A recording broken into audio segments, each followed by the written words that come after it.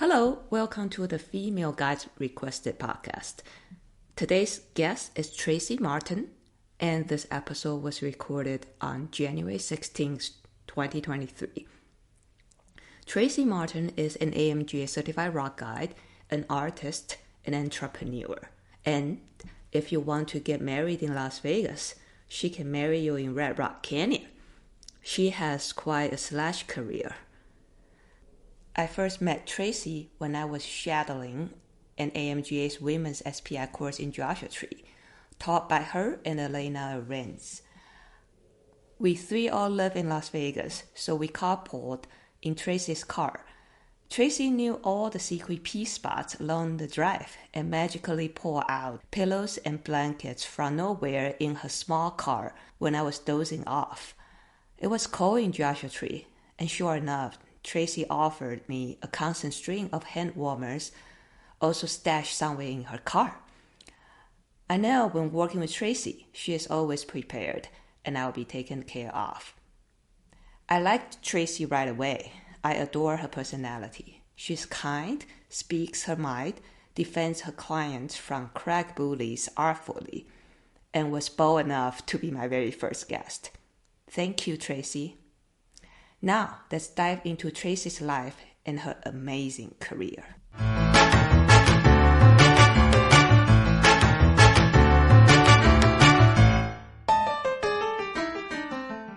Tracy, how have you been? I think I haven't seen you since November. Is that the SPI course the last time we saw each other? The all women's SPI course. Yeah, that was really fun. Yeah, it was really fun. And it was cold, remember that? Yeah. I think there's it gets really cold out there at Calico. And then I think this winter here in Red Rock, it hasn't really been that good. It's pretty cold. It might be one of the winteristy winters. Yeah. That I remember. And it's pretty wet too. Yeah. Hopefully, because I haven't been working. So hopefully weather's going to be better so for me. Yeah. Lots of people having to climb on limestone, which I don't think are super happy about that. Also, thank you for letting me coming into your house. You're welcome. Happy to have you. It's very hard to not recognize this is your house because I just saw in your front porch, there's so many heart-shaped rocks. Is your hobby of collecting those? I've collected a lot over the years. I do my best not to bring them home with me anymore. Oh, yeah? Yeah. Because I have so many and I probably shouldn't be taking them anyway. Okay, yeah.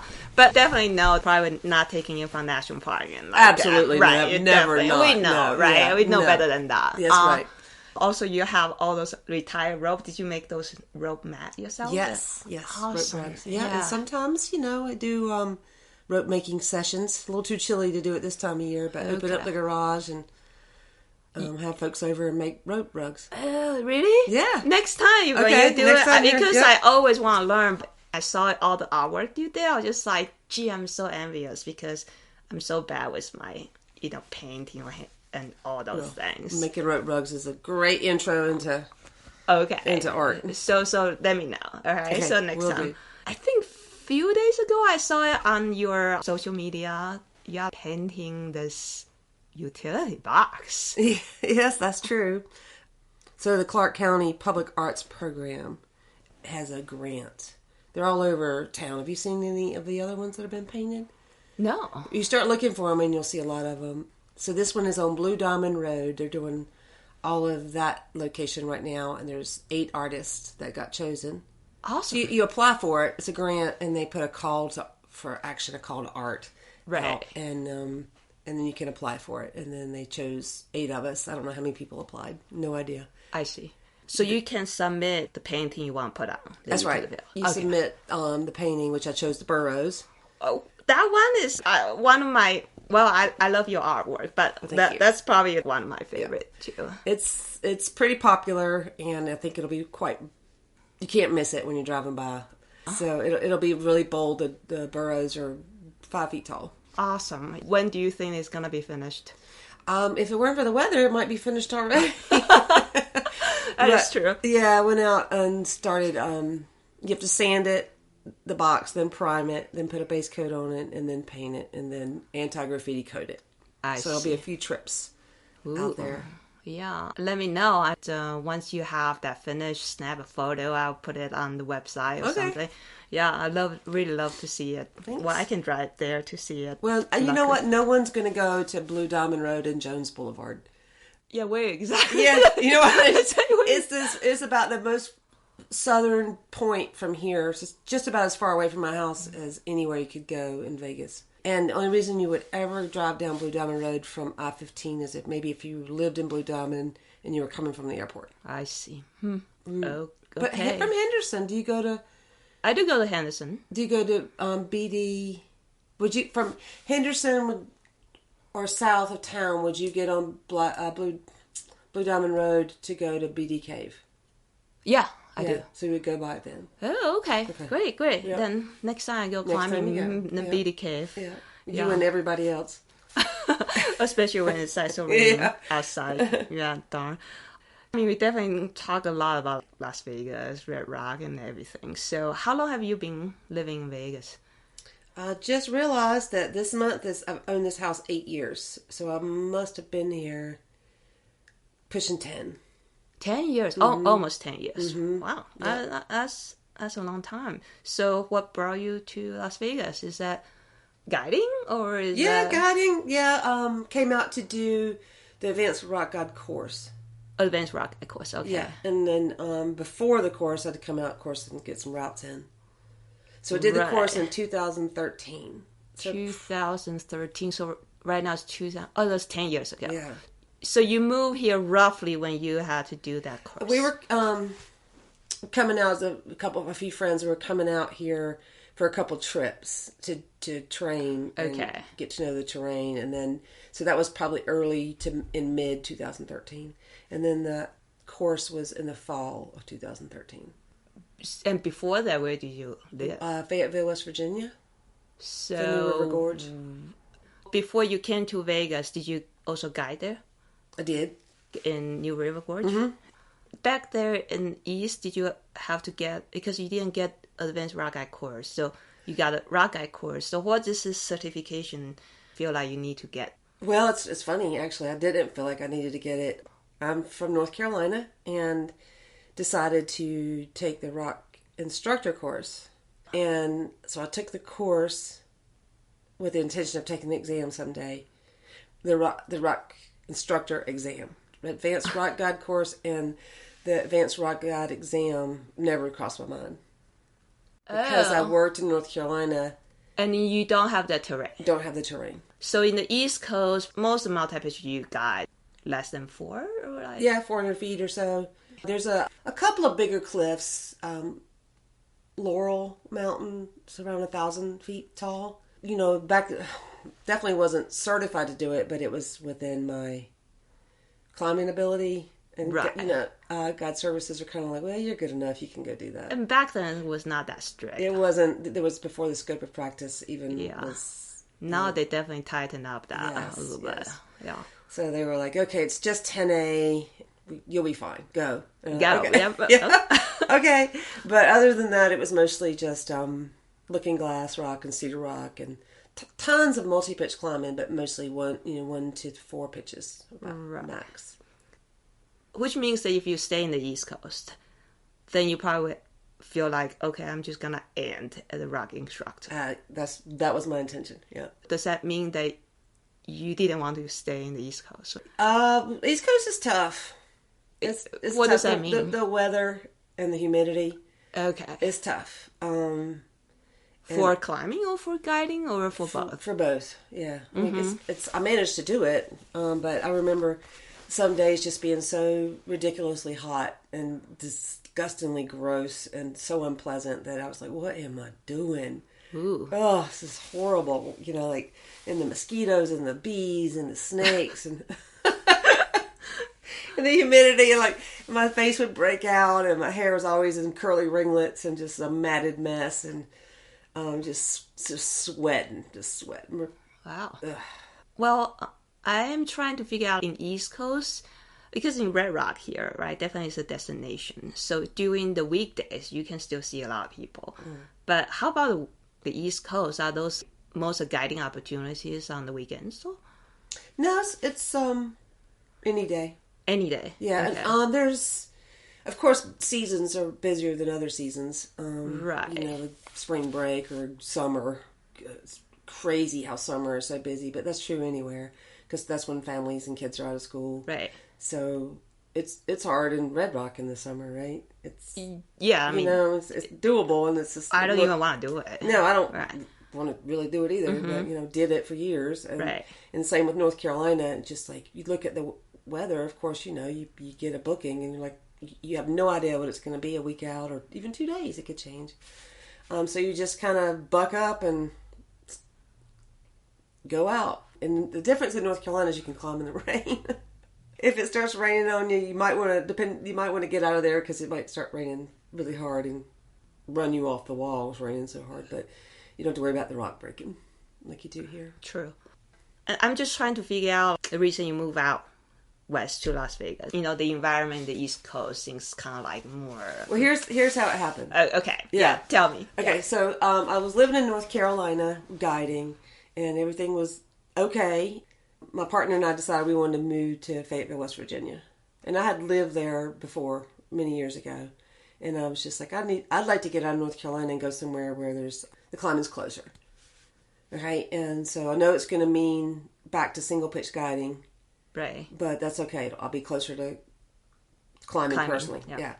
My friend Elaina, who owns one of the guide services at the New River Gorge, New River Mountain Guides, I said, sure, come on up. Of course you have a job. So I went and worked for her. We became friends. We knew each other, but we really didn't know each other really well until 2011, and we did the rock instructor exam together in Joshua Tree. Oh, I didn't know that Elaina also went down the rock instructor route. She did. So she'll probably tell you all about that. Yeah. But I took the rock instructor course in 2009, and then I signed up for the rock instructor exam 2011. After getting to know Elaina, she said, that was back when the names would be on the roster. Right. When you signed up for an exam, you could see who had signed up for it. So she went and looked, and she's like, oh, Tracy's on there. And we didn't really know each other. But she said, we've heard about each other. And she's like, oh my God, I'm going to do it. So she signed up for it too. And then we got in touch with each other and started training together.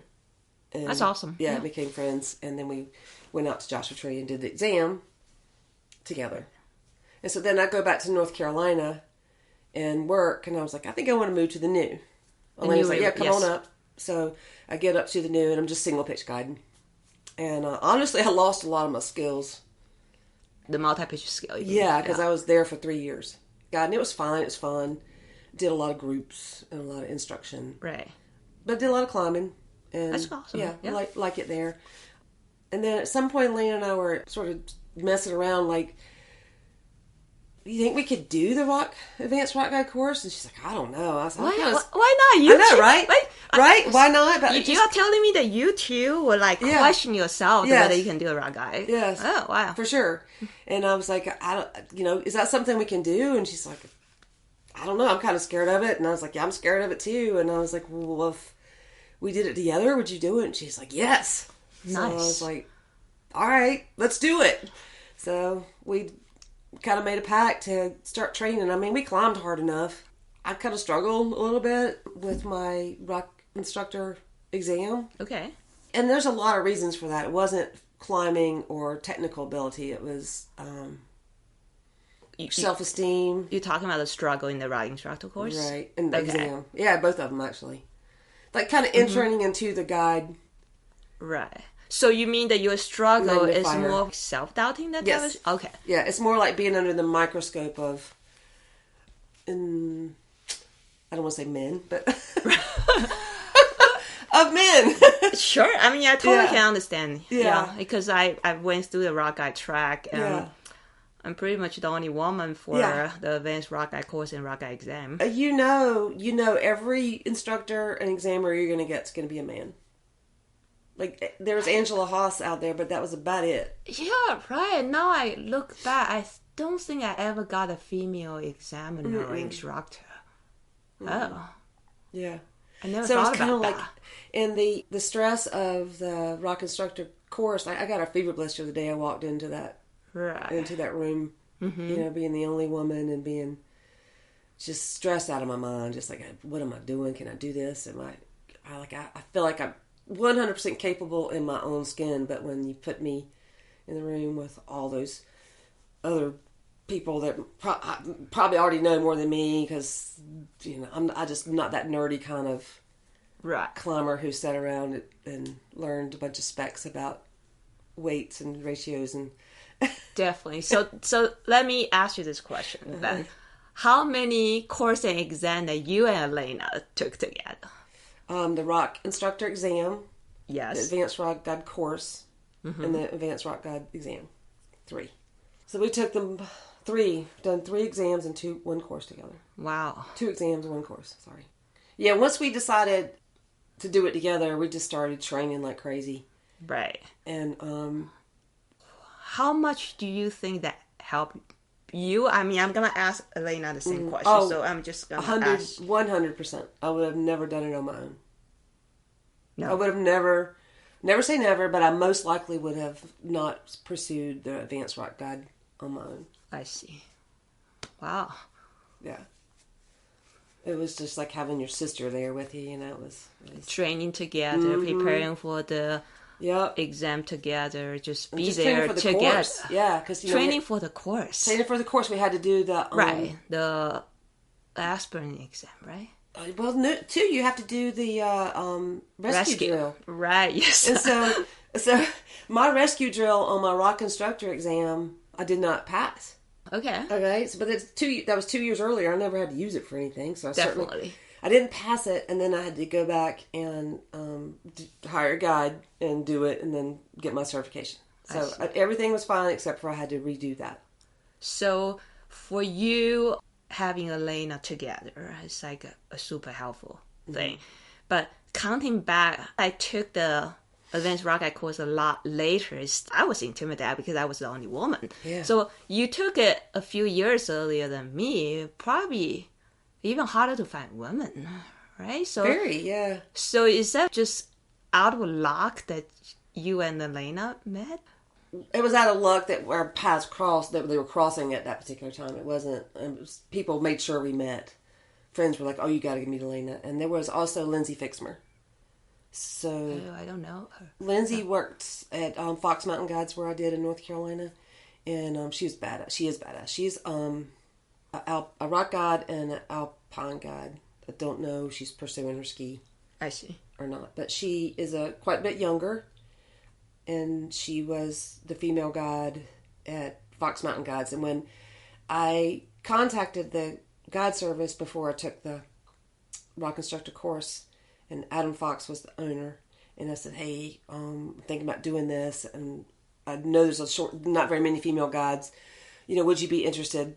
Could I get a job, basically, if I work for you? And he's like, well, we already have a female guide. And I was like, just like one right, female we have our guide? Token female guides. Exactly what it came across. How many male guys? Yeah, exactly. So I was just like, well, that's some BS. And then in my mind, I was thinking, well, you'd need more than one female guide. Definitely. Yeah, he's like every guy service needs more than one female guide, in my opinion. But, I mean, it's kind of already made up my mind I was going to take the woofer and then take the course. Right. And I just kind of wanted to hear someone say, yeah, of course we'll hire you. But in the back of my mind, I was like, I know I'll get a job. I'm not worried about it. Kind of like, there's a demand for women guides, and I knew that. Even then people were asking for females to take out female groups and females to work with. Definitely. Yeah. And everyone I talked to was like, that's such a great idea. So... Then backtrack a little bit. So that's basically how you moved to Las Vegas. Basically, yeah. Yeah. So we came out training for the course, and then came out for the course like and stayed a month or so, just like packed up and camped and hung out for a while, and then just sort of fell in love with it. And then this is winter, so we took the course in the fall, and then here comes winter, and we have to go back to West Virginia for the winter. No, the winter here is much greater. Exactly. So we were like, why are we going to go back to West Virginia when we could just stay here? Definitely. So I got an apartment.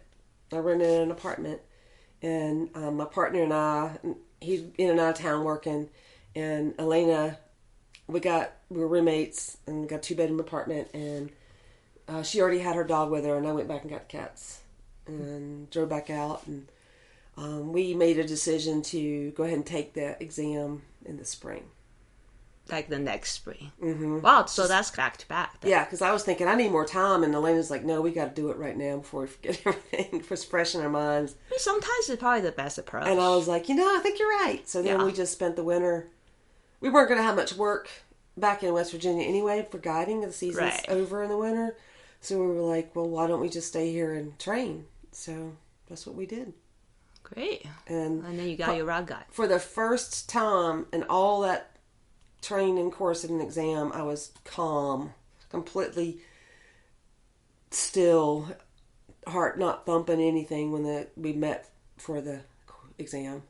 I was like, what do you got? Bring it on. I'm so ready. It was perfect.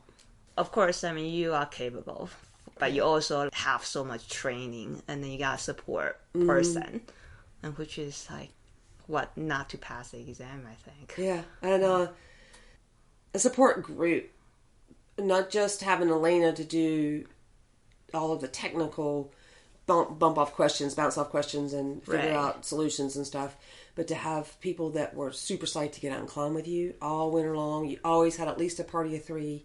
You could count on it. So every time you went out and did a big route, you had a party of 3, and you could do it in blocks, and then you could lead as much as you wanted. You could guide 2 to 1 all the time. You could there's always friends there to support you, and they knew 100% that that's what they were there for you. Definitely. That's great. Yeah. That kind of remind me, I actually saw one of the video you made for the AMGA, because you got one of the course or exam, whatever that is, so you got a scholarship. Mm-hmm.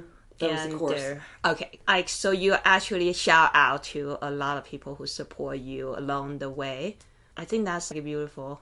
One question I want to ask you is, I watched the video, and then all of a sudden queuing, this guy is like, I trying to break the apple with bare hands. Well, this is kind of bizarre. But then it show out again. After that, I actually kind of looking forward to see that again. So what was the idea that you put in there? Who is this guy? Kevin, not Kevin, but Keith Harvey. I said he was one of the IT and the team instructors. Oh, I was on the instructor team. Yeah, he was one of my instructors. And he was a hoot. We had such a good time. And so we were out in First Creek Canyon having a short roping day, and we all eating lunch or whatever, and he pulls out an apple, and he's like, you ever seen this before? Or I was trying to do something with my apple, and he was like, here, let me cut that in half for you. And he just puts his thumbs in it and twists it, and it just breaks right in half. But he did that noise, and we all just died laughing. We were like, oh my God, I've never seen that before. So, anyway, we laughed about it for a long time, and there was, in that video, is there something that goes, Magnetron? Is that ever in there? I don't remember, but because that breaking apple thing. There was a couple of things that were like that just kept being a theme throughout. So, I see. And no, it makes no sense for anybody else unless they were on that course. But it was so funny when I was making the video. I was like, we're just going to throw that in there. I interpret, I'm going to work hard. And I thought that he didn't break the apple, actually. But you actually did. Yep. That's pretty funny. Yep. Yeah. So what made you decide to stay in Las Vegas then? Because it's so much rock climbing. So much rock climbing. There's so many good friends. And every day the sun shines. Well, except for this last few days here. Right. But the sun shines most of the year. And you can get out and play. I definitely know that you love rock climbing. So how did you start rock climbing? I started rock climbing in South Lake Tahoe. South Lake Tahoe, like Lover's Lip or Sugarloaf? Yep, or, exactly. Yeah. Wow. Lived in North Carolina until after college. Went to college and all that stuff. And then in my early 20s, was kind of lost. Didn't really know what I wanted to do with myself. And I met someone who rock climbed. I didn't play sports at all. I didn't have an athletic bone in my body. And I really liked being outside, though. Right. And I was tired of nightclubbing all the time, partying all the time, and just needed to make a change in my life. And I met someone who rock climbed, And I knew, even before I ever went rock climbing, that that's what I wanted to do. Just kind of grab you. Yeah, I saw it. I was like, I love being outside or in nature. And I used to go hiking around the state park in North Carolina. It had a lot of rock in it. And I was like, I don't know how you get up there or how this works. And I didn't see rock climbers out. I never saw a rock climber. I just saw the rock, and I was just scrambling around and sometimes get myself in, situations where I'm like, uh-oh. So you were saying that you were early 20 or just hit 20s? I just had a life change. Okay. I needed a life change in my early 20s. Is that because, I don't know, because I'm not from this country? I mean, a lot of people say that 20 is like college year. They all just like get wasted, get drunk, get stoned and whatever. Yeah, just crazy partying for so many years, yeah. I see. And I just didn't want to do it anymore. Right, because you can only do it so much, right? Yeah, I was just like, well, that was fun, but I don't want to do that anymore. Mm-hmm. I go hiking and get out in nature because that's what I really like to do. Right. And I would see these rocks at the state park where I used to go, and I would scramble around on them and sort of boulder. Didn't know there was such a thing as bouldering, but I would climb around on rocks, little rocks and stuff, and up and over things, and I just really liked that. And then I was working at a restaurant, and I met this person who was a rock climber. And he didn't teach me to rock climb, but he exposed me to it. Yeah. Right. And I just fell in love with the idea of it, even before I ever got to go rock climbing. And then how did you, after all, try? Yes, that was in North Carolina, and I went on an extended road trip, and I had $500 in my pocket, and I was going to go for as long as until I ran out of money. Great. And that was early 90s or whatever, so I thought maybe it seemed like $500 was a lot at the time. Yeah. And I had a girlfriend that I worked with at the restaurant that decided to go with me, and so we pooled our money and we got my little Nissan Sentra, and we drove to Arizona, and I dropped her off for a 3-week trip to the Grand Canyon, and then I did a little tour by myself, and then picked her back up, and then we continued on. And we ended up at L.A. at a friend of hers' house. We were kind of out of money at that point, and she was like, so I guess we're going to need to get a job for a while and hang out, and then before we can work our way back home. She said, well, y'all should go up to South Lake Tahoe. Okay. And get a job as cocktail waitresses. You make tons of money. Okay. And then you then you can go back home. Was that true? Yeah, so here we go. Okay. Drive up to Lake Tahoe, and it's July 4th, just happens to be, but I've never been to Lake Tahoe. Right. And we drive up and over the pass, and when we hit the summit there to drop into the valley, the fireworks are just going off. And it's absolutely beautiful, and the lake is just shining and everything, and I was like, wow. Ended up that I stayed there for the next 2 years, and she still lives somewhere, close to the area. But yeah, we got jobs as cocktail waitresses. Okay. Pretty quick. Nice. Pretty quick. And we lived in a tent because it was summertime. Okay. So we figured we could do this for the summer, and when it gets to be colder, we'll pack up and go home. Right. So we got jobs as cocktail waitresses, and then she came home. She came back one day, and she said, I met this girl, Jenny. Oh, so it's a girl. Is a girl. I met this girl, Jenny, who's a cocktail waitress at Caesars. She worked at Caesars, and I worked at Harrah's.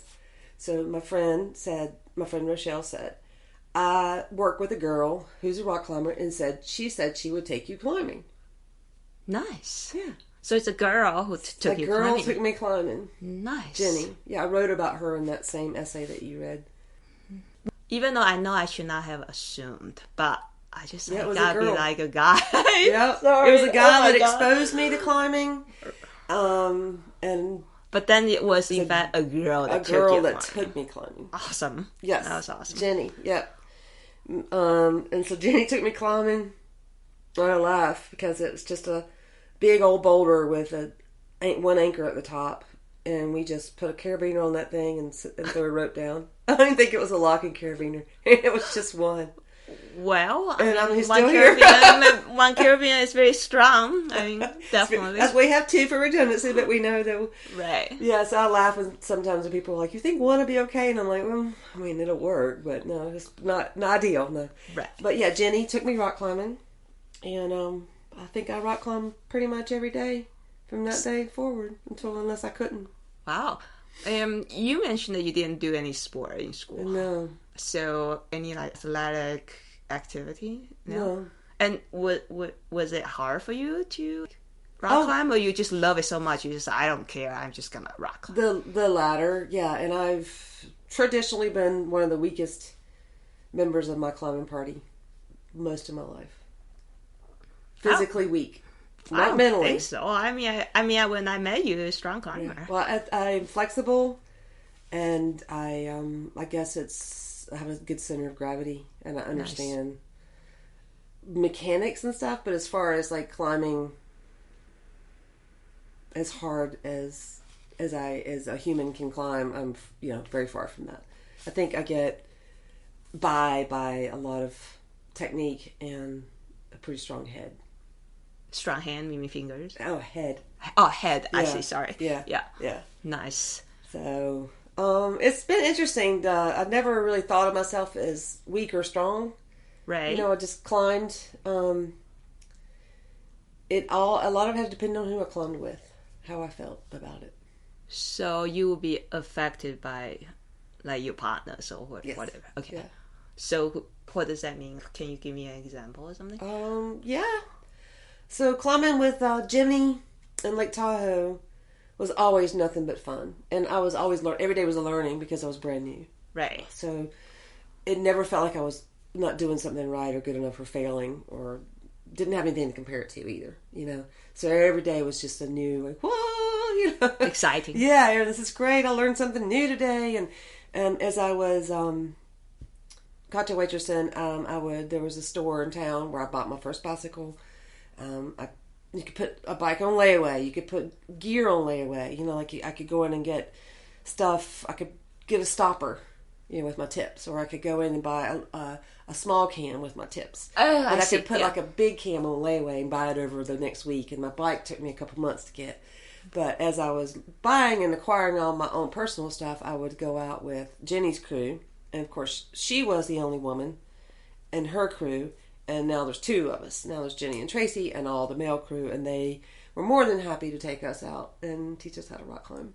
And teach us how to place gear. And teach us how to make anchors. And this is a time when there weren't hardly any bolts. Very rare to see a bolt in South Lake Tahoe. Definitely not anchors at the top. Right, so you gear anchor. You have to go up and build gear anchors and walk off. And so as you mentioned, Lover's Leap. Lover's is a totally track area. Yeah, right? totally tried. So the pie shop, Sugarloaf, like you said. Yes. I didn't climb there as much because it's a little harder. Oh, Phantom Spires. That's the place I was trying to think of. Yeah, even though it took a long time, people who started climbing trad climbing probably progress a little slower than people who start sport climbing. I would agree. Yes. So it took me a long time to climb.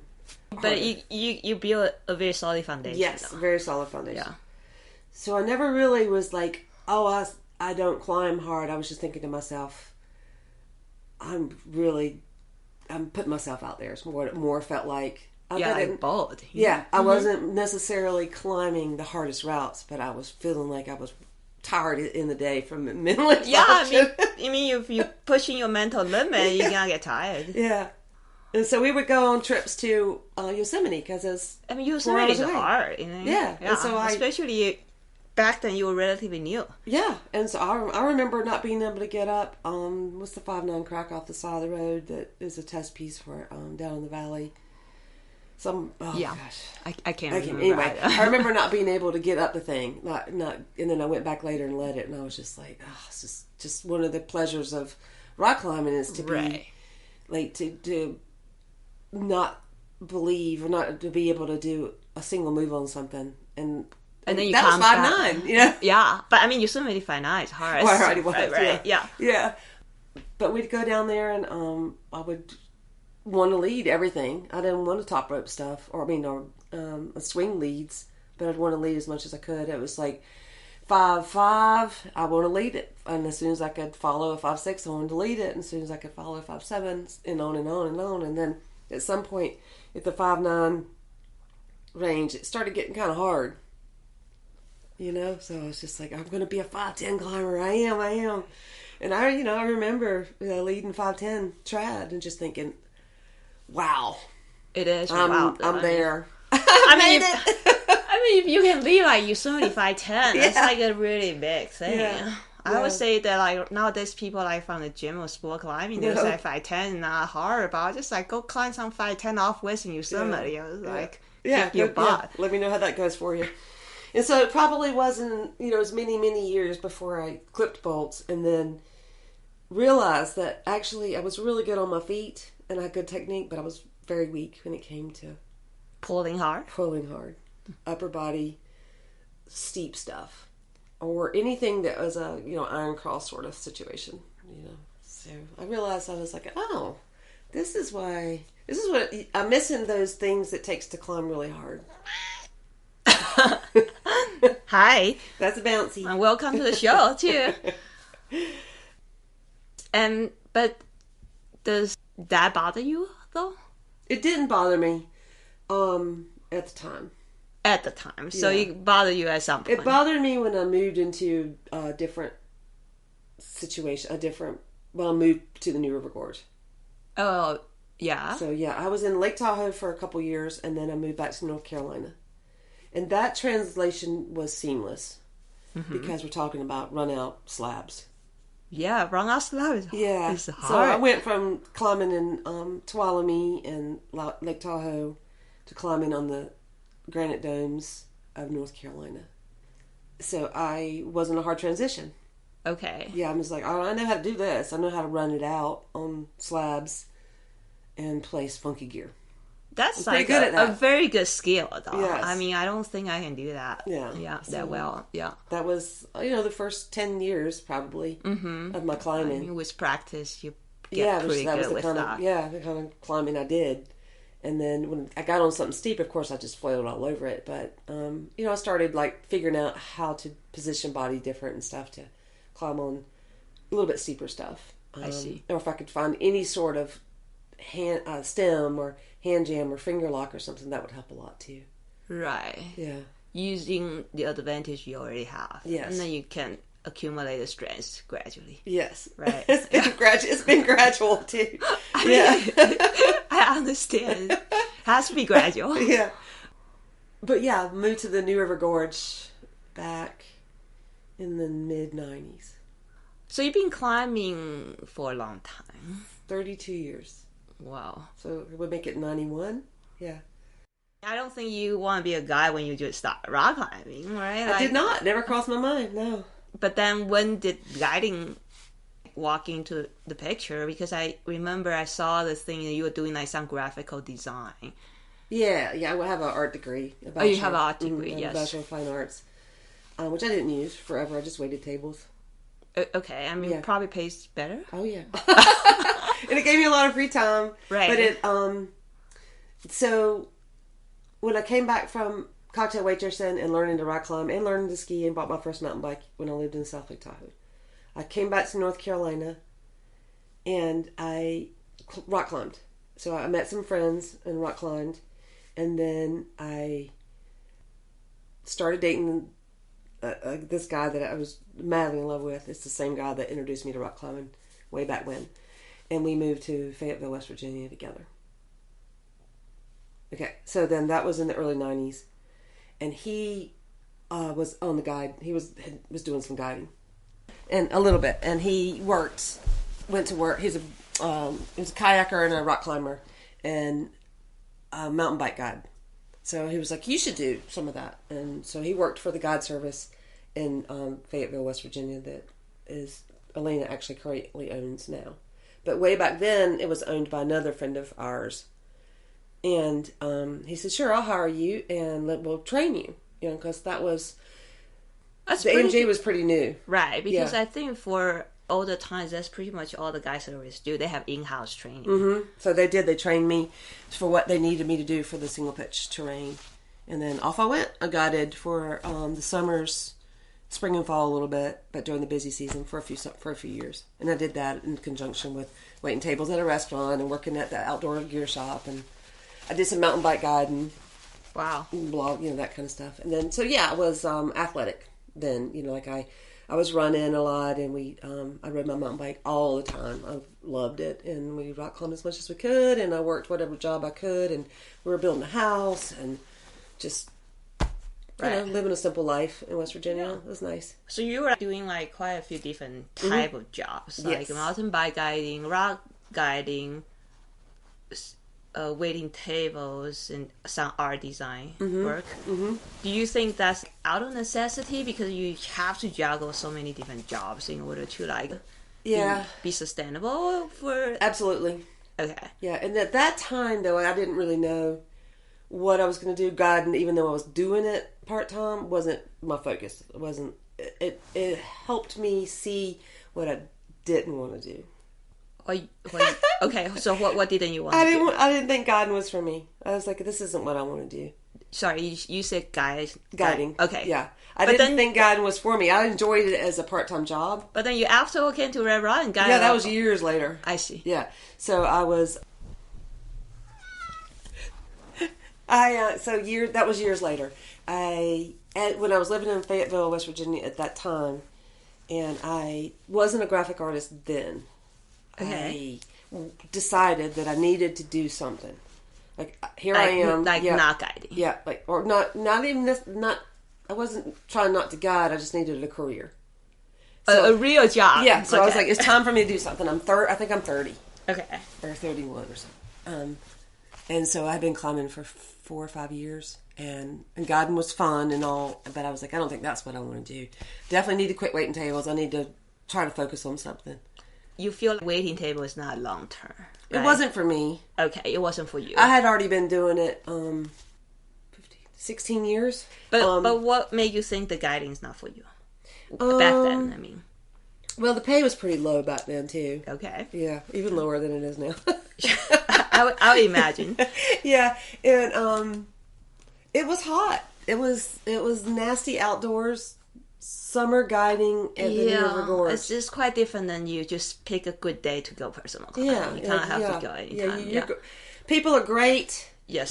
People make all the difference, and you have a good time while you're out there, but you're just like looking at your watch. You're just like, oh my God, I'm going to die. Yeah. That's kind of like my monologue when somebody said, can you take me out climbing Red Rock in July? I was like, no. No, I mean, I could, but... I could. Yeah. I did it once, but I just like, gee, I'm not going to do it again. Yeah. This is not going to be good for either one of us. Right. Yeah. You're not getting the best of me here. Mm-hmm. Yeah, so I was just like, okay, then maybe this isn't my thing. It's, like I said, fun for another thing to do, a part-time job. So I decided that, I'm an artist. It's time for me to make some art or create some art. I'm ready, and I'm scared of it, just like with any other thing in my life. I'm nervous about what I don't understand, what I don't know. Mm-hmm. And I'm sure I'm going to fail at it. So I bought myself a computer. I got a Mac, and the internet was... Yes, I remember. And we lived in the woods. Yes. So it was really hard to get a connection or anything. And I didn't know I knew one other person in my life who had a MacBook, an Apple product. And we both bought a computer at the same time. And I set that computer up, and I bought a couple programs, and that was before the Adobe Creative Suite was even a thing. And I learned how to sit there by myself with no technical support, no cell phone, no interwebs, none of that stuff, and figured it out with a lot of kicking and screaming and crying, a lot of crying. It was rough. Well, but you made it. I did. I kept at it, and I just kept at it because I was like, this is it. This is the future, and I know I'm going to like it. And I knew I was going to have fun on it. Yeah. It's just figuring it out by yourself when you just have the CD tutorial. That's all you have. Then, after all, how did you get a job? Well, I left West Virginia after a few years. Right. And I moved back to North Carolina. And I'd had just enough graphic design experience with local people up in Fayetteville, West Virginia, like giving me brochures and logos and stuff, t-shirts and stuff like that to do, that I've learned the systems pretty well, the programs. So I moved to Asheville, where my mom and sister are. In North Carolina. Yeah. So when you were in North Carolina, you were not guiding? I wasn't guiding yet. Right. Just the artwork. Just the artwork. And so I started looking for a job in Asheville, and it's a very artsy town. And I'm like, God, it's just like the jobs don't pay anything because there's so many people willing to work for nothing. So I was like, damn it, what am I going to do? But anyway, I ended up getting a job at the local weekly newspaper. So every week there was a paper, arts and entertainment weekly thing called the Mountain Express. Mm-hmm. And there was a woman there named Tracy, and she was the art director there. And I told her that I didn't have much experience on the computer, and I didn't have a lick of experience with the software that they used. But I was willing to learn. I was learn fast. I was super smart. And I showed her my portfolio and told her what I could do. And she's like, all right, we're hiring you. You can work once a week until we get you trained. And I said, okay, that sounds great. And within a month, I was working full time. It's So once again, a woman, kind of got me set up and inspired, and it's kind of funny. I haven't really thought about it that much before. But anyway, I worked at that magazine for a year and a half, and although it didn't pay that great, I learned so much. About computer graphics, and I rock climbed on my days off, because I'm living in Asheville where I meet people, rock climbing everywhere, like all around. That's what people do, mountain bike and rock climbing. And so, I rock climbed and mountain biked and ran and started to get a little stronger. Nice. Yeah. But then, how did guiding come into play? Yeah. So I was in Asheville for like a year and a half, and I didn't want to be there anymore. Okay. Because? I just wanted to change the scene. I want to change the scene. Let's just call it that way. Yeah. So, oh yeah. Okay. I didn't want to be there anymore, but I didn't know where to go. I always loved Fayetteville, West Virginia, but I really couldn't go back there because my ex. It's just a very small town, and I'd broken up with my ex and moved to North Carolina, and I didn't think it was good for anybody for me to go back there. So I was like, where can I go? But anyway, I started applying I had this brilliant idea to apply for jobs at Climbing Magazine and Rock and Ice Magazine. For graphic design. So even though I worked on computers, I didn't have email yet.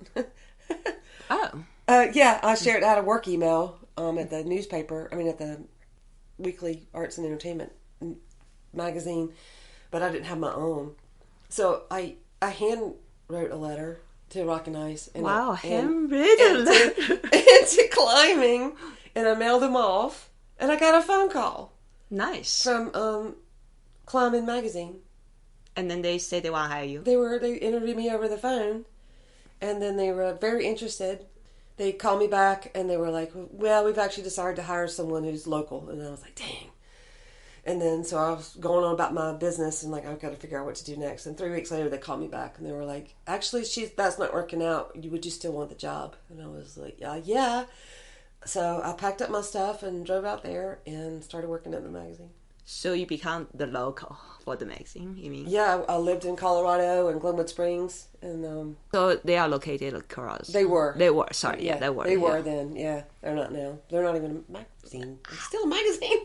I don't know. I mean, I don't think so. Somebody gobbled them up, and somebody gobbled them up. Yeah, I kind of went. I don't know. I didn't keep track of that. But I worked at Climbing. I worked there for 3 years. Yeah, just all because of working at the local magazine in North Carolina, that I got the skills I needed to be able to work for. So that was Colorado Springs? That was Glenwood Springs. Oh, okay. Carbondale, Glenwood Springs. Okay. At the Roaring Fork Valley. Front Range, right? No, it's Aspen area. Okay. So between Vail and Grand Junction. I'm not very familiar with Colorado, so there must be some climbing there, right? Lots. So you probably climb a lot too. Lots. This is my introduction to steep climbing. Oh, what kind of climbing is Rifle is your home crag. Oh, a rifle. Yeah. Yeah. Once you say rifle, I know. Yeah. Yeah, rifle's the home crag. So you're going to learn to climb steep stuff. And then some like weird beta figuring out that type of thing because which is fine because I was because you're like creative, right? Yeah. So so there's a lot of stemming and a lot of body positioning and stuff. Knee barring and stuff. Yeah, nice. So once again, I didn't climb hard, but it was fun and I learned a lot at climbing at rifle. I made it my mission to climb all the 511s. That was nice. And I did my first 512 there. Awesome. But yeah, so I worked at the magazine for 3 years. And then I went from Climbing Magazine to Rock and Ice Magazine. How long were you just full-time graphic design then? That was 5 years. 5 years. Yes. And then I freelanced after that. Okay, so you freelanced, and then when did you like jump back to guiding then? Yeah, so then I was living in Colorado. I was there 7 years. Married. Divorced. Okay. Yeah. Back to North Carolina I go. Back to Asheville. I had purchased a home, a little house. At North Carolina. In Asheville when I was there in the late 90s. Between living in Fayetteville and Colorado. So you moved back to that. I moved back to my house. Yeah. And I couldn't really get a decent job. I figured all this experience I had as art director and... How about the freelance? You mean the Rock and Ice freelance? Yeah, well, I quit my job. I see. Yeah, I'd quit my job at climbing. I'd quit my job at Rock and Ice. I was freelancing for some folks in Aspen. And then when I got divorced and I moved back to North Carolina, I left all that behind. Right. So I went back to North Carolina. So you're looking for a new job? I'm looking for a job in North Carolina, in Asheville. This is where there's so many artists. This is where it comes in that I have enough experience. I have really good experience. But also magazines, print's going out. Yes. Digital's coming in. So there's less opportunity. And the jobs that were available were no flexibility, 40 hours a week, like working in a print shop. I just I don't know if I can do it. Right. So I was like, I'm going to try my hand at being a visual artist. What does it mean by visual I'm going to make art. Okay. So I'm going to do freelance work as it comes my way. I want to seek some out, let people know I'm in the market. I can put books up. I can do books. I can do logos. I can help with. I'm going to learn how to do websites. I'm going to do it all. I'm going to be a graphic artist, and I'm going to make art. So you want to start your own business? I started. I got an LLC up and right. running. Yep, I did, and it was hard. I worked a lot. Yeah, and entrepreneur life is not. Yeah, and I didn't make much money, but it was okay. Okay. It was okay. I was doing okay, but I was also trying to figure out what else can I do? Mm-hmm. Because I'm working so hard and I don't know how much money I'm going to make next week or next month. Huh. So it's just like, okay, you work so hard, but it seems like you're not accumulating as much as you wish for. Yeah, I'm like, doing pet portraits and making recycled art and making $10 here and $100 there and $20 here and $100 there. It's tough. Yeah, it's tough. And then having to have your art in multiple places just to make enough to I made... And all this logistics. Yeah, logistics of it all. And then your own marketing and then all this stuff. You just have to do it all. Yeah, yeah. It's super fun. I liked it, but I'm like, okay, it'd be nice if I had something with a little bit, to add to it. What else do I like? What else do I want to do? I can't go back to working 40 hours a week with my nose in a computer. I already have that going on now, and I can't wait tables again. I can't go back there. And I like climbing a lot. So you're fit, you climb well? Yeah, and I was like, maybe I could guide a little bit. So I just started poking around the internet, and there was a rock instructor course. It was like 2 weeks from now, from the day that I was looking on. Oh. Do you remember which year that was? 2009, and it was in North Carolina. Oh, just right there? Yeah, it was right there. It was in Brevard, and I lived in Asheville, and they were 40 minutes apart. Mm-hmm. So I was like, well, okay. And then you got in the program? I emailed them and said, hey, I don't have an SPI. I don't have any guiding experience, but here's my resume. I don't have a woofer. I don't have anything. So I looked. They're like, well, you have to have a woofer. And you don't have to have an SPI. It's not required, but it'd be very helpful. And I was like, okay. So I looked up, and there was an SPI course in that same time frame right before the rock instructor course. And then there was a woofer. Wow. I mean, boom, like it all you just happened. pack it all in. I packed it all in. Because like the course is like 2 weeks later, and then woofer course Yeah, is I like... took the woofer course. I took the SPI course. Jeez. And I had a day, and then I took the rock instructor. No, let me back up. I took the woofer course, 10-day course. I took the SPI exam without taking the course. And then I had a day, and then I took the rock instructor course. Oh my God. I did all that in that 2 weeks. That's intense. It was intense, and I didn't know anything, and my head was spinning. I knew not what I was getting into. But, well, what I'm curious, because before you took that course, you already been guiding before, so right. you have guiding. It had been years. Right. Oh, it has been years. It's been years. So you don't think that with the past experience, you can just use that to get a job? Or you feel like you really need to... I think this is when the AMGA was really being more known. I see. It was really coming into the peripheral of people's...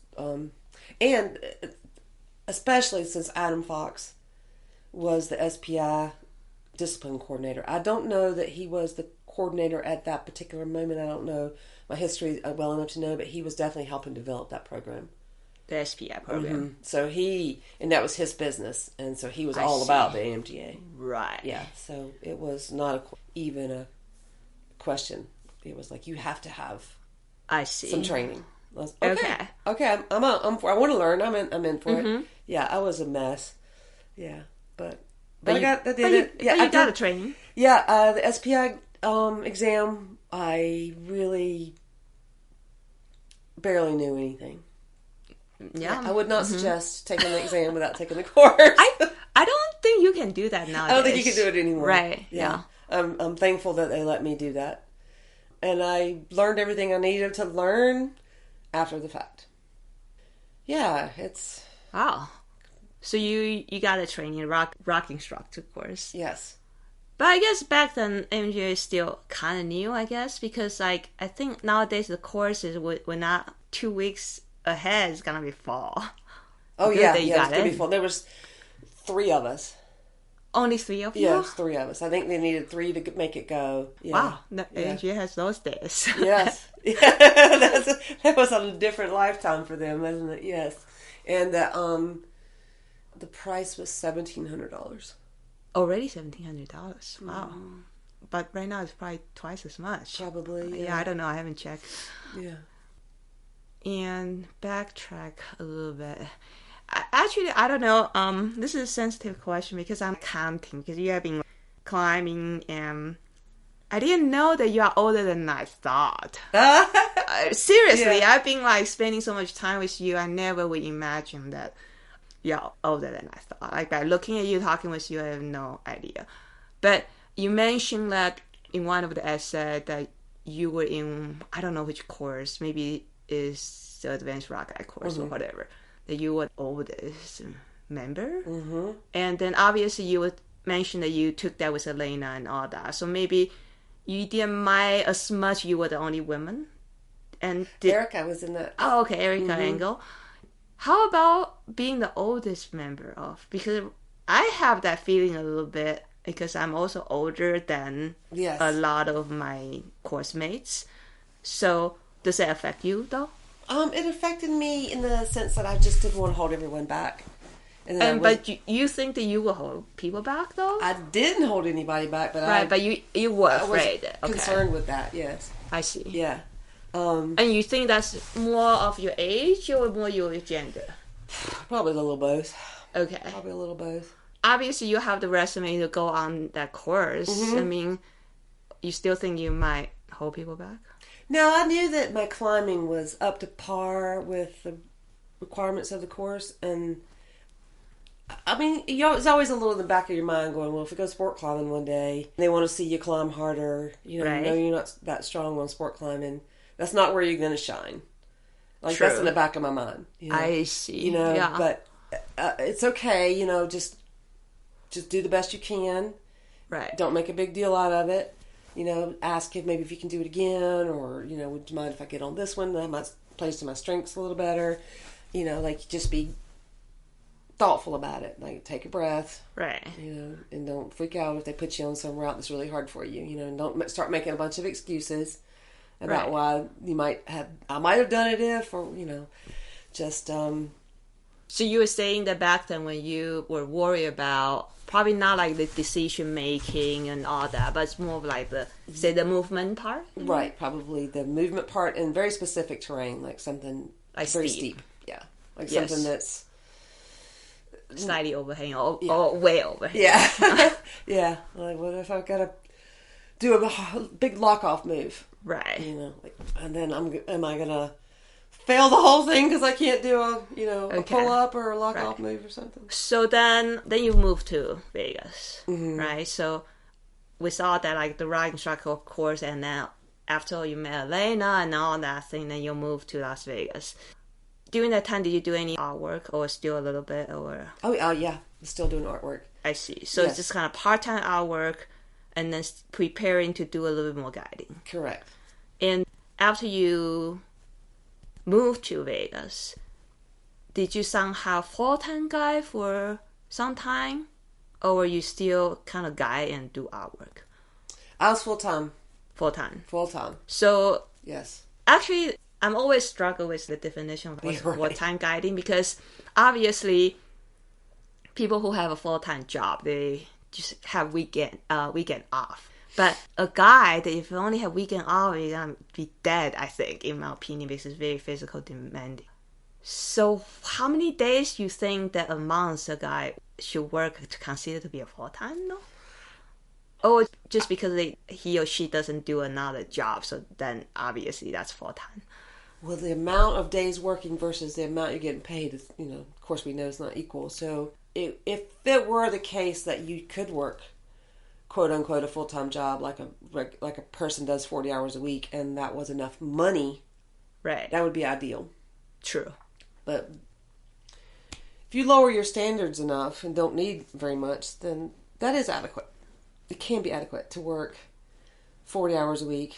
Whatever your payment is, it's pretty low wage. I mean, you can make really good tips. Right. Sometimes, not guaranteed, and sometimes your wages are decent.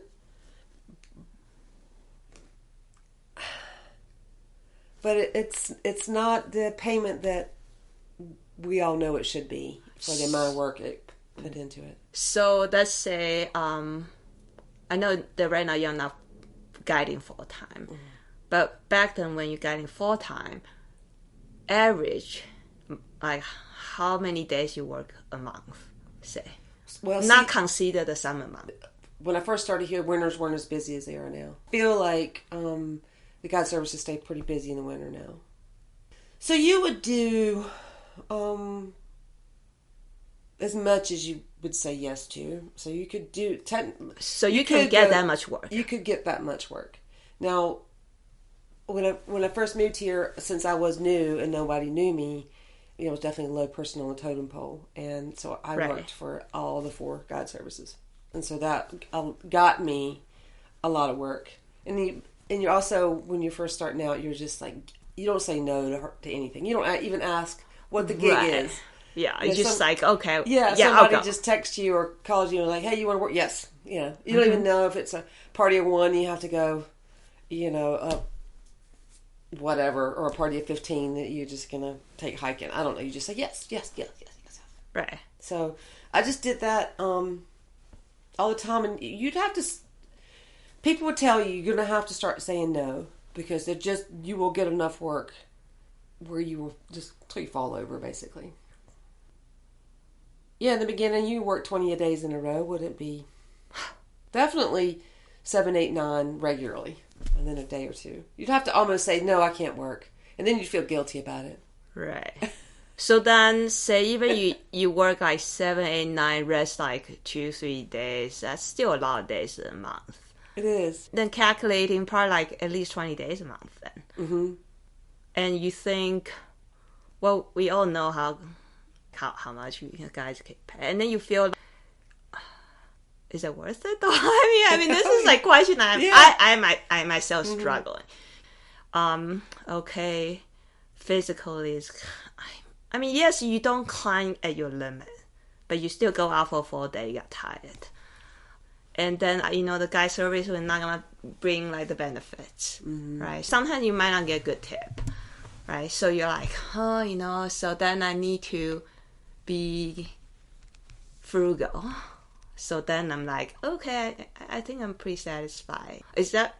Absolutely. You have to adopt that attitude of, I need to be frugal. I'm happy with less. Mm-hmm. There's a lot of really good... A lot of really qualities about that. They're good for your life. True. I mean, right? But yes. But that should be a decision based on that you want to make for yourself, not based on necessity. Definitely. Because you don't have another choice. Yes, I understand. I mean, definitely. I mean, I myself struggle on this. Right now I'm talking about the scary part and the negative side, and obviously I'm doing it, and then you've been doing it. So, I mean, we can talk about the happy side of the guiding too. Yeah. I mean, what's the best part you like guiding though? Oh, it's fun work. People are great. I love being outside. I love being high off the ground.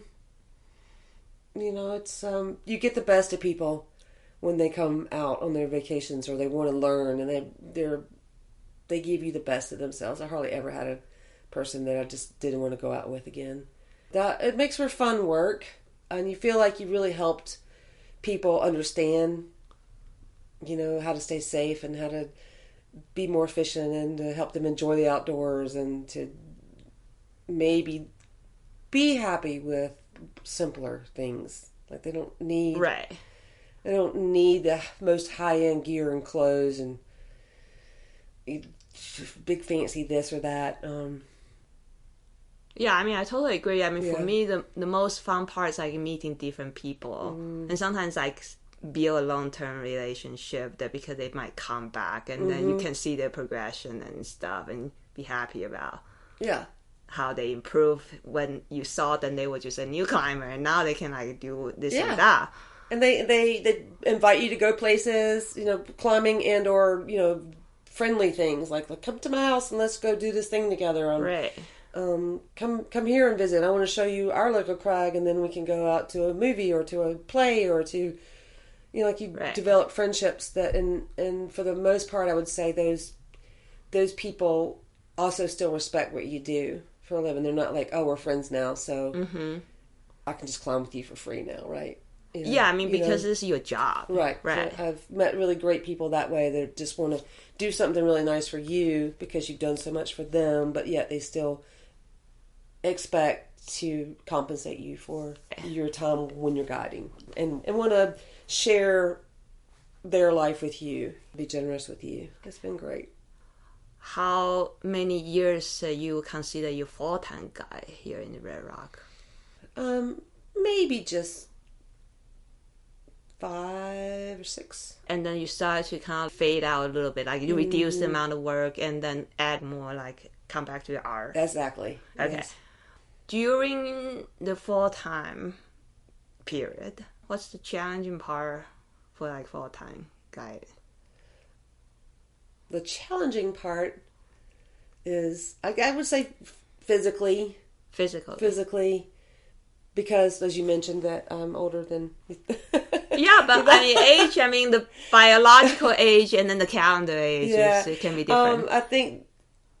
I'm not trying to say that old people can't guide, because that's absolutely not true. I mean, there's a lot of older guys. You gotta want to do it. Yeah. Yeah, and you gotta modify your guiding.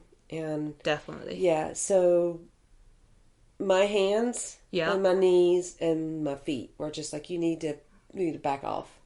Okay, so give you enjoying a little love. Yeah. So it's mostly like physical. It kind of wear down a little bit. Absolutely, and it's like it's a real thing for me. I have rheumatoid arthritis. I see. So, and I want to rock climb.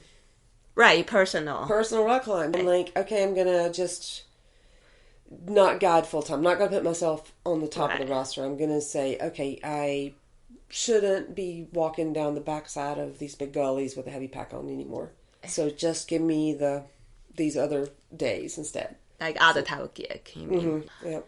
You find it conflict with your personal climbing when you're like guiding that much, right? Or yeah. It wasn't that I never loved personal climbing any less. It was just making a decision every time you had day off. Okay, if I climb too hard, am I going to be exhausted for work? True. Or if I've worked too much, am I just going to hurt myself? Right, because climbing for myself. Definitely, yeah. Right. So you have to kind of make that. So you end up going out and climbing and having fun, but you're just kind of like not trying hard, or and you find beauty in those days too. But you're like, oh, this is all I've been doing is just enjoying nature on my day off and getting a few climbs in, and not really doing anything for myself. Yeah, I do have clients ask me, Tintin, when do you climb for yourself? Because they can't calculate my day. I just like, well, right now I just climb a lot in gym because it's easy. Mm-hmm. And then sometimes people say, well, actually I forgot my train of thought. Even like your clients can see just like, well, yeah, day in, day out every day, then you might not have enough time for yourself. But, I remember what I wanted to say. They asked me, say, Tintin, what do you do during your spare time? And then I say, I go climbing. Uh-huh. They say, no, I mean, your real hobby. And I go climbing. Yeah. And then somehow I feel like isn't my life just boring because I'm like climbing and climbing? I mean, what do you think? I mean, you said that it didn't take away your love for your personal climbing, right? Like, it didn't take away my love, but I hear you. I was like, is this my whole life? Is this my entire identity? Is this... But I also, in the back of my mind, I was thinking, I won't do this forever. Like guiding, right? Yeah. So it's okay for now. I still very much enjoy it. What else? I'm enjoying them, and then keep it. And when I don't enjoy it anymore, that's when I'll figure out what to do next. True. So I was never like, oh, this is killing me.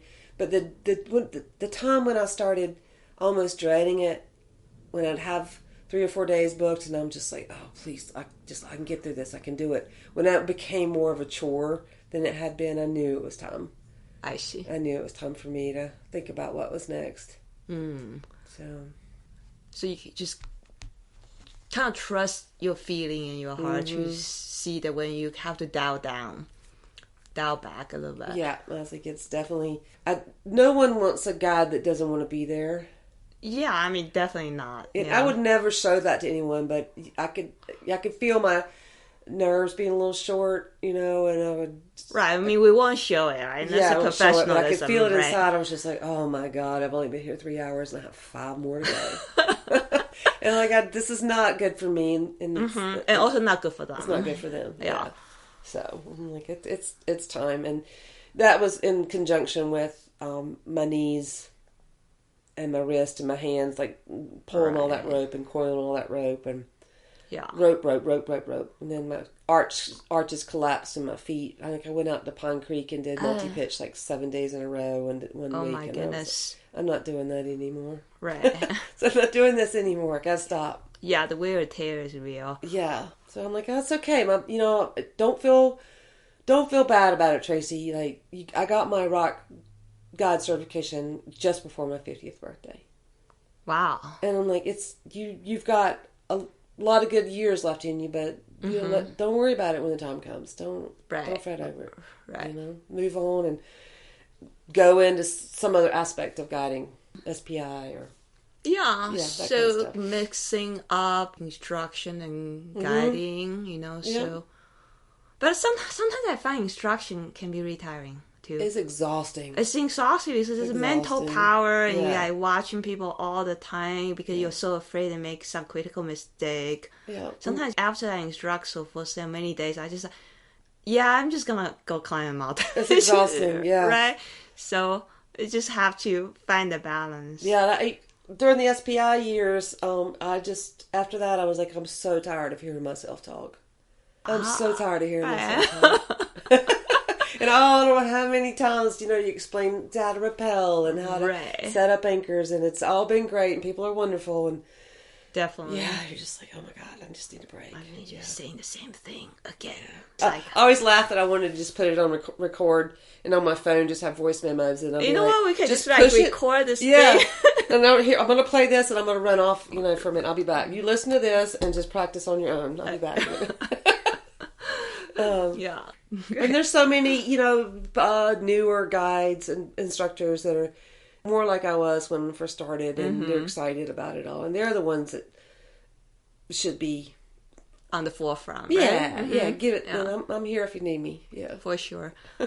You've been guiding on and off for a long time. Then so I guess 18 years altogether. Well, so I'm in my 14th year, and the 3 years that I did it part time. So I'm kind of curious that do you notice any significant change in this guiding world?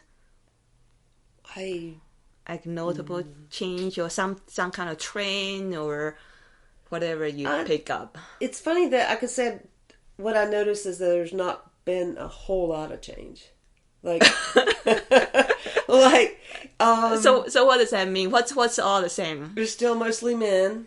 Right. So there's the change in that there's more women. The percentage is probably a little bit. The ratio is probably still the same, or maybe we've gained a point or two in women, and women of color, people of color, still not many, but a little few more. So all those changes, of course, are amazing. But I guess what I mean by not changed much is we'll see how the scope of practice plays out, but it's been like, okay, so you know this route, and even though you don't have the certification for it, you're going to guide it. Okay. Yeah. Like we don't care if you just have an SPI. Mm-hmm. We need somebody to take some such and such up of a route. I see. A trade route. So we're just going to just let you do it. You're doing it, yeah. It's hard to say. I don't know. Then how about the climbers, though? Oh, yeah. Lots of changes in the climbers. Okay. Like what kind of changes you see? Lots of people coming from inside to outside. Lots of gym climbers. Oh, okay. From inside. Lots of gym climbers coming outside.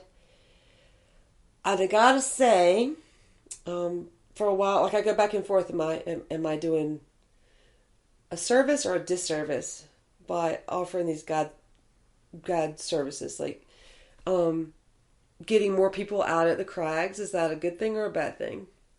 Having more people go to the crag. Okay. That's a question that gets asked. Like, you mean do we want we're bringing more people to the outside to like have impact on the environment? I see. Yeah. Okay. And people who these aren't my words, to probably stay inside.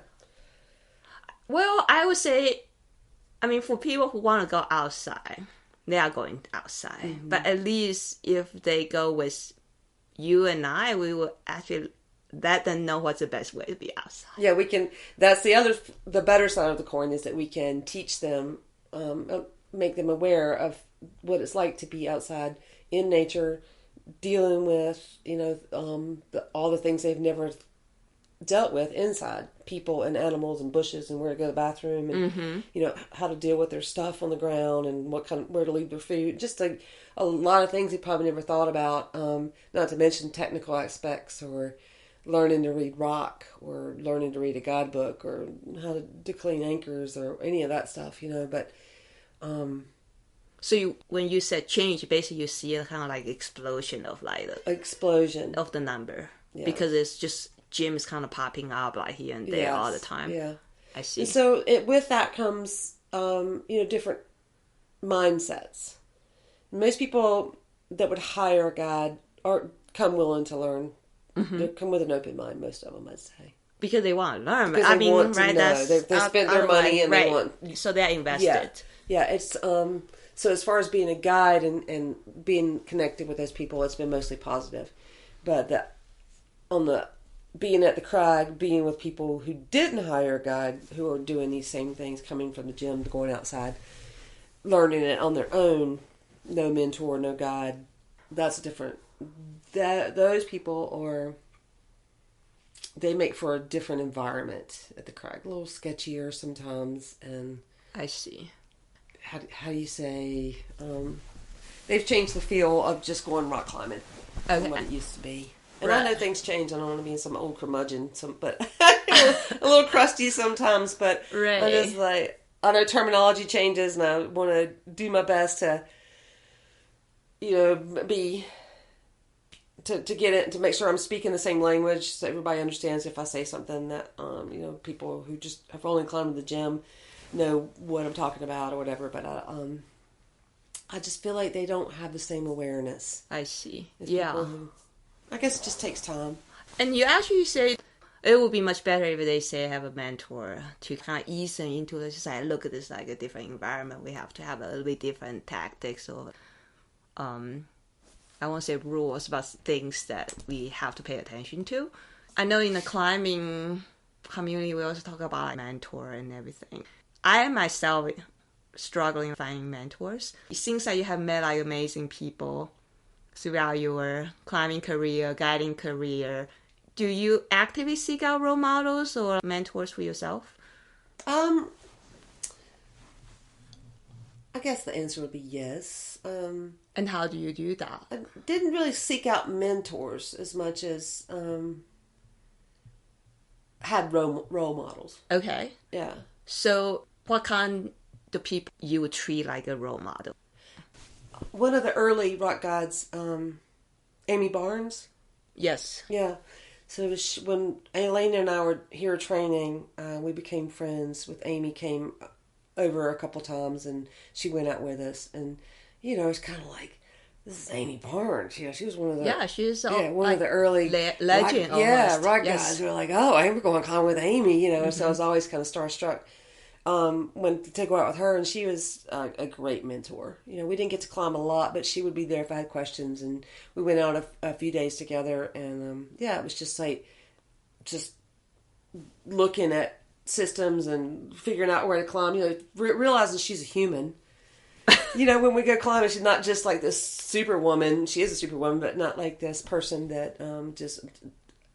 So you're very approachable, right? Very approachable. Like, it had been a while since she had taken her exam and listened to her own stories about her insecurities and her what happened, some of the things that happened during her exam and stuff, and that, kind of the obstacles she had to overcome during it all. And so it kind of made like, oh, okay, so that is the way it is. Like, this is, this is the way it is. Like, we're okay.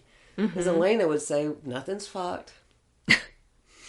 She used to say that all the time. Okay. Nothing's fucked. And, she just meant that, it might not be perfect, but we're all, like, we didn't get any marginals. We didn't fail the exam. Like, we can learn from this, error correct, and move on. Everything's good. And so Amy was a role model and ended up being somewhat of a mentor. Nice. The little bit of time I had with her. Elaina was a role model too. It's interesting. I mean, I didn't really know her that well, but I just knew of her, and I knew she was, kind of badass. And Lindsay, who worked at Parks you mentioned that, yes. So Lindsay was quite a bit younger, but she was definitely inspiration for me. I didn't know her until I got my rock instructor, took the course, and then started working at Fox. And then I'd work with Lindsay and hang out with her, and I would just watch her. And she was, to me, she felt strong. She felt confident, and she climbed hard, and she dressed well, and she spoke clearly. Well, okay. She always looked professional. Yeah, even when she'd go rock climbing, she didn't, like, I wear a lot of thrift store clothes because I'm just going to tear them. I'm a mess. She always, something about her, she just looked like a consummate guide type person, and I was just like, I like this girl a lot. Nice. And then she went, and one summer she went out to Tetons or something and did a whole bunch of, climbed the Grand and some other stuff, and I was just like, I had forgotten all about that stuff. It inspired me so much. I had climbed in the Grand and the Middle and Mount Moran and some other stuff. I had Mount Whitney and Rainier and all this stuff, but that was a long time ago, and I'd forgotten all about it. And she sort of opened my mind back up to it again, that that I had done those things. I'd forgotten. I see. And just to watch her go do it so effortlessly, like, I'm going to go climb all these mountains. And I was thinking to myself, I remember being kind of intimidated when I did those things. And she seemed so confident, and it just kind of made me like, I did that too.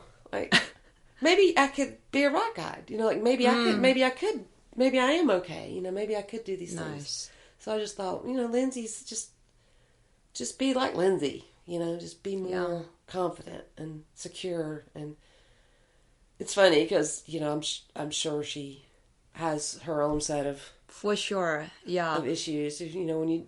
But even you was talking about you're like Amy is like badass, but you can still be her. Yeah. And I just noticed that. I mean, I don't know whether you think you have to tell me female role models. Do you have male? Not really. Not really. Yeah. I mean, I think that I did when not ahead of time, but as I went through the program, then I would meet people and I would have more role models. But when I first started, it wasn't like I want to be like. Yeah, because maybe it's like you want to be like, say, Amy, Lindsay, or Elaina. And I didn't know those girls when I first started. Okay. So, but with the woman I didn't know her personally because she was gone. She was got killed in an avalanche. Oh. But when I got it way back when in West Virginia, I got 2 cats. Me and my boyfriend got 2 cats, and we named one of them Mug Stump.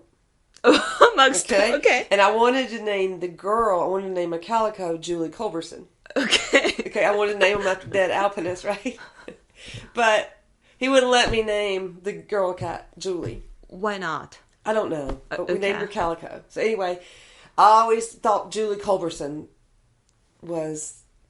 she was my early role model, and I didn't know her, but I just remember thinking, that's badass. That's who I want to be. If I were a guide, I'd want to be like Julie. So that was always kind of in the back of my mind. I was like, I can't be like Julie. Julie's like way too badass. But I was like... But you never know. Yeah. Right? Yeah. I mean, I could be like Julie. Yeah. Yeah. I don't want to climb big snow couloirs or be in the cold mountains anymore. But there was a time where I could see myself doing, you know... I climbed in the Canadian Rockies and did some river nights and ice climbs and stuff. So there was a time where I thought maybe that might be for me. True. And especially, I mean, people change goals all the time. Yeah. I mean, you shoot high, you kind of get closer. Yeah. But I'm pretty happy with just being the rock guide. I'm quite content with that. But I think maybe the male role models that I had were pretty...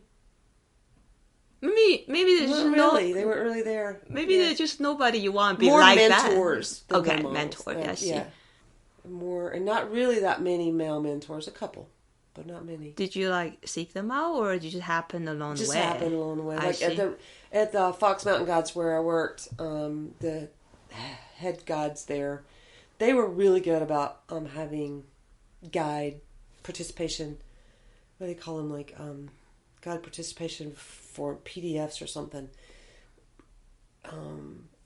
I forgot what they were, but we get together once a month or something and go over skills or go rock climbing together, and so you were dinner and drinks. And I see. So you have chance to meet more experience. Yeah, but we were a small crew too. And there was a couple of girls and then a handful of guys, and we had an office that we went to meet clients too. That was not it was helpful. Some places don't really have a gathering spot per se.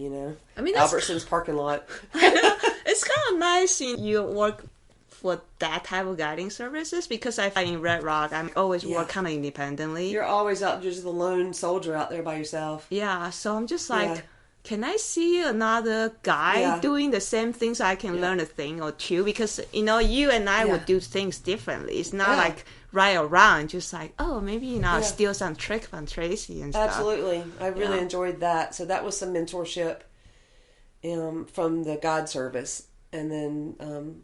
One guide in particular, he was kind of took on that role for everyone, not just me. Right. Yeah. So that was very helpful. I learned a lot from that. How about you yourself? Did you have experience mentor other people? Not just teach a course, but more of Absolutely. Mm-hmm. Yeah. And I would say probably in my immediate circle of climbing friends is kind of where it starts, because people are they're interested in what you're doing. Right. You have to find that balance of trying to tell them when they're doing something right or wrong versus them asking. So, when you go personal guiding and your friends are still, they're recreation climbers and they're just kind of a mess, or the hot mess over there. And you don't want to step into the guide role and come over here and say, right. you're my friends, and you should do unicorn, like crap, and and your gear's laying on the floor, and on the ground, in the dirt, and blah, blah, right. You don't want to just step in and start doing that, but you would be like, here's what I learned, or here's what I'm learning, would you like to know? Like, you try to think of ways that you can kind of mentor them, and they get excited about it, and they're like, hey, I wouldn't mind if you, told me all these, showed me, I heard you talking about that, would you mind showing me? So it kind of started with that, and you're like, oh, people are interested in learning tidbits and learn to be more efficient, or ask questions about why you do something a certain way. Because like I would start doing things differently from being a guide versus a recreation climber, and it sort of just spills over into your regular climbing. And then like there's a women's climbing group here that I haven't seen those girls in a while, but we used to hang out a little more. And we'd go out to Calico and every now and then and do like just a gathering, and go over some skills, climb a few rock climbs, and then maybe drink some bourbon. Oh, okay, yeah. So basically, it's kind of like you have a group. Maybe it's your immediate friend, or you somehow have a social group. Then or someone that they ask you, would you be willing to donate a little of your time to come out and with these girls? And I'm like, yeah, sort of sounds fun. And then as far as like, guides, up and coming SPIs or guides or whatever, I mean, there's been a lot of people through town since I've been here, and a lot of questions, more so than if like been out and let people guide me up stuff, or give them a little feedback, or go do the rescue drill with them, or go out and teach them how to bolt, or So you say they will approach you. Is that more like cold call, or like they know friends? Friends you should get in touch with Tracy, type of thing. Oh, I see. Yeah. Tracy's in Vegas. You should get in touch with her. Right. You probably stay at her house. So you got a referral and stuff. Yeah, probably. And then more you just like kind of like, well, I've been in that situation before. I can give you a hand if my situation allows. You definitely feel like you want to help out. You want to be there for someone. Definitely. Yeah. And then sometimes you're like, oh my God, this is terrible timing, but you still would do it to the best that you could, because you really appreciate it when somebody did it for you. True. Yeah. Yeah, because sometimes suddenly you're just like, gee, this is my busiest season, right? Yeah, it's really hard for me to give you any of my attention, but I'm going to do it. Yeah. Right, still try your best. Yeah. Great, that's like a pay it forward kind of thing. Yeah, so it's... Great. Yeah, let me just look at my note here a little bit. Actually, I do want to come back to your artwork stuff, right? So right now, since you're doing a little bit less guiding, so I assume that you do a little bit more artwork. That's correct. Yeah. So can you describe your artwork? I'm not gonna talk for you. That is like your business and long paragraph. Okay. Yeah. Yeah, I do. I still do graphic design. Right. I do a lot of book layouts. Yeah, I saw some like guidebooks that you have done. It's not my work per se. It's just me doing the design, like the author and the editors and the photographers and all, whatever. They give me their work and I put it together. Okay. So you mean that like, so the pictures are already there, and then you just kind of have to lay out that thing? Yeah, they'll give me a folder, a digital folder full of photographs and a digital folder full of Word documents, and say, put this together and make it coherent, and then you work with the author to put it in the order it needs to be in, and put the pictures where they belong with the text. And I see. So there's more of like editorial kind of. Not for me. It's layout and design. I see. Yeah. So and how about like more creative part? That is very creative. Oh, sorry. It is. It's very creative. It's like puzzle pieces. I see. Yeah. And you got to pick colors and fonts. Right. And make it so it's somewhat designy without being too overdone, or you working with the author usually has a pretty good sense of what they want to see in their book, and so you're just trying to make their vision come true, but they can visualize it. They can't visualize it. They need you to do that. Right. And it doesn't have to be a guidebook, right? Any type of book. Yeah, I've done illustrative, like children's book and stuff like that. I've done a couple of those. Sometimes the art has been mine, and sometimes it's been other people's art that they give me the words and the pictures, and then I'll put them together into a book and get it ready for publishing, get it ready to send to the printer. what about some other stuff like painting? Like I'm looking at this great painting of you. I do painting. I do landscapes, watercolor or acrylics. Landscape? You mean? Yeah, like mountain scenes. You mean the painting, the subject? I see. Yeah, painting landscape and pet portraits. So you go to people's house and observe their kitties? Or... unfortunately, I'm sorry to say, they're mostly memorials. Okay, yeah. I see. Yeah, I've done a few that were alive, but I think people's intention is that they want to have it done, but they never get around to it. I see. Until after their pet is gone. Oh. Yeah, so it's normally I take very much pride in doing them. Sometimes it's a bit stressful because I want it to be done perfect, well. Right? Yeah. Mm-hmm. And then I like recycled art a lot, like just making. Yeah, I saw somewhere like the tin flowers. Yes. And, I used to make a lot of jewelry. I like to use a lot of recycled parts for that. Right. And so if somebody want to commission you or buy stuff, should they just contact you directly, or they should just go to your website to browse first and whatever? Websites are interesting. I didn't end up being a web designer after all. I decided that was not for me. But my website is very basic, and it's not something. It's not like a store, but there's definitely examples there, and there's a contact button there. You can definitely get a good feel for what I do on my website. And so then my Instagram is, I try to keep that more updated. So Instagram probably is a better place for it. So is it Tracy Martin Facebook. Art or something? It's like... Tracy P. Martin. Tracy is TRACY .art. TracyPMartin.art. Yeah, I probably don't post as such. It's tricky posting on Facebook. I mean, on the social media is kind of tough, isn't it? Yeah, I mean, I don't talk too much about personal stuff. I have 3 different ones, and the Tracy Martin one used to be more my guiding and my personal or climbing. And then I have the art one, and then I have a pet portrait one. But when I first started guiding here, I would post all the time. Weather's great, give me a call, blah, blah, blah, blah. I don't do that anymore. Why do you have a separate art and then the pet portrait? That's a good question. And now that they're there, you can't merge them. I had a pet portrait website, and I thought that I'll just get rid of that and just go social media. And I didn't really have I don't know which came first, honestly. Right. But I was trying to keep the Tracy Martin one separate. Like, that's lifestyle stuff. And then I wanted an art one. But then I had all these pet portraits, and I thought maybe I should just do a pet portrait one too. And then since then, I've been like, I wish I could just marry the pet portrait and the art one, but you can't. There's no way. If there's anybody out there that knows how to do that, please let me know. Well, yes, let her know. Because it would be great just to have 2. But it'll be easier to manage. Yeah, so now what I'd have to do is just dissolve one and then repost everything again on the one, which I could do. Wow, that would take a lot of time too. Yeah. So then... But, what else have I have to do? Okay, so what's your outlook for, like, next, say, 5 years? Do you have any, say, climbing goals? I secretly, so you don't have to tell me. Quietly had a couple, or one, but I just don't know. I'm not ready to say it out loud. Yeah, just got to find something in my style and try to climb a little harder. I definitely can't climb hard in most styles. So. I don't know. I mean, you never know. I used to think that I don't know whether I can climb hard. And then I won't say that to you. Said I think I'm running out of time. Yeah, you can't say that to me.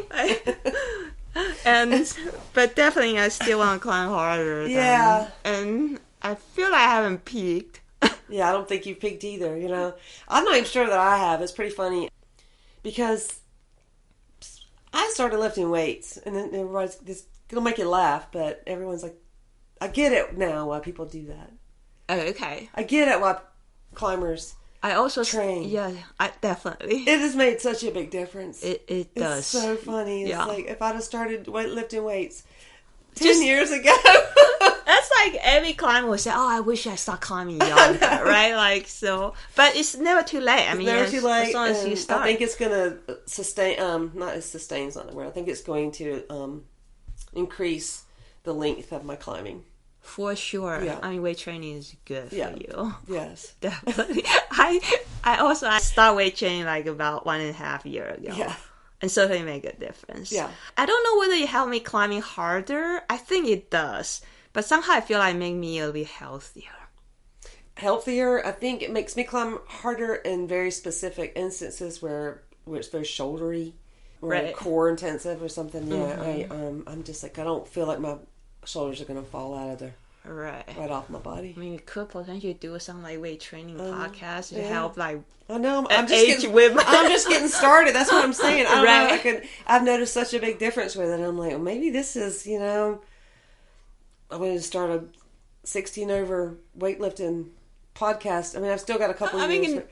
Then you can include me. How about we start? I mean, I'm gonna in a few years. I'm gonna be 50. Let's just start with 50 and plus. Yeah, you and Elaina both be 60. I'll be 50. Yeah, it's pretty cool. I'm not done. I mean, unless arthritis or something happens that gets me, then I'm gonna figure it out from there. I'll figure out. I'll modify and keep going. Once I dial down my climbing, let's go climbing together. Okay, let's do it. Definitely. Yeah. Well, it has been a super fun, nice conversation. So, thanks again for this wonderful chance for me to interview you. And just so you know that you're my role model. Oh, thank you. That's so sweet. Yeah. So we'll see. See, I don't even know how to close this. I just think it's just so happy to have you. Well, thank you. Thanks for having me. I enjoyed it very much. Thank you.